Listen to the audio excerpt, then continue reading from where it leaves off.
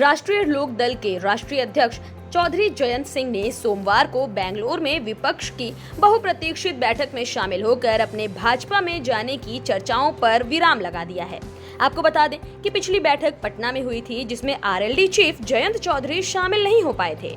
लेकिन सोमवार को बेंगलुरु में विपक्ष की बैठक में ना वो सिर्फ शामिल हुए, बल्कि एक खास तस्वीर ट्वीट कर जयंत चौधरी ने इस बात के मजबूत संकेत दिए कि वो और उनकी पार्टी विपक्षी एकता की इस मुहिम के साथ फिलवक्त तो मजबूती से खड़े हैं। हालांकि कहा यह भी जा रहा है कि भाजपा ने अभी जयंत चौधरी को लेकर अपनी उम्मीद नहीं छोड़ी है। ऐसा कहा जा रहा है कि जयंत के लिए बीजेपी खेमे से भी बड़े ऑफर हैं। दरअसल यूपी की राजनीतिक फिजाओं में पिछले कई दिनों से जयंत के सपा छोड़कर भाजपा में शामिल होने की अटकलें तेजी से गश्त कर रही थी। इसके पीछे की थ्योरी ये बताई जा रही है कि मुजफ्फरनगर समेत तमाम लोकसभा सीटों पर जयंत की अखिलेश के साथ सहमति नहीं बन पा रही है। ऐसे में बीजेपी को उम्मीद थी कि 2022 में ना सही, लेकिन 2024 के लिए जयंत उनके साथी जरूर बन सकते हैं। गौरतलब है कि 2022 विधानसभा चुनाव से पहले बीजेपी नेता और केंद्रीय गृह मंत्री अमित शाह ने पार्टी के सांसद परवेश वर्मा के घर दिल्ली में 100 से ज्यादा किसान नेताओं से मुलाकात की थी, जिसके बाद सांसद परवेश वर्मा ने मीडिया से कहा था कि बीजेपी का दरवाजा जयंत चौधरी के लिए हमेशा खुला है। राष्ट्रीय लोक दल के प्रमुख जयंत चौधरी के मुद्दे पर गृह मंत्री अमित शाह ने कहा कि मतदान के बाद भी कई संभावनाएं हैं। फिलहाल उन्होंने एक गलत पार्टी चुनी है।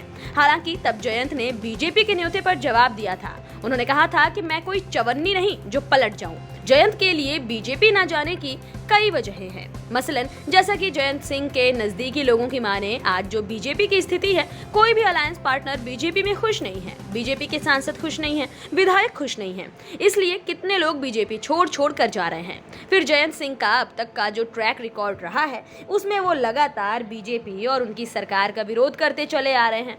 जयंत कहते हैं कि जब योगी जी आए थे तो यूपी में सबसे पहला विरोध उस सरकार के खिलाफ आरएलडी का ही था।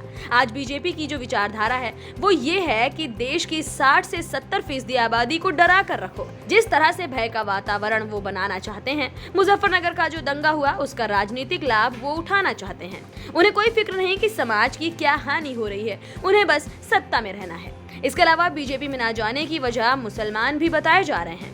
जयंत अच्छी तरह से जानते हैं कि अगर उन्होंने बीजेपी का हाथ पकड़ा तो मुसलमान, जिन्हें वो दोबारा अपनी पार्टी से जोड़ने के लिए मेहनत कर रहे हैं, वो आरएलडी से दूर चले जाएंगे।